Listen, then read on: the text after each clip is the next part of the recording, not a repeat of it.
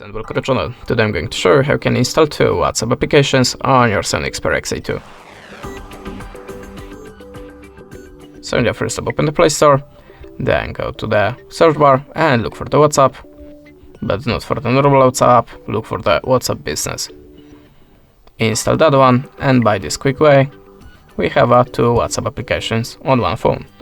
That was the first method. Now the second one, if you need more WhatsApp accounts or maybe the WhatsApp Business doesn't work for you, go to the Play Store and search bar like before and look for the Dual Space app.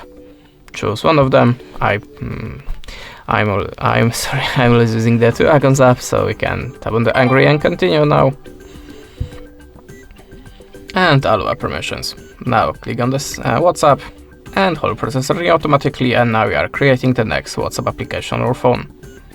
And that's it. This how it works. Thanks for the watching. Leave us a subscribe, a comment, and goodbye.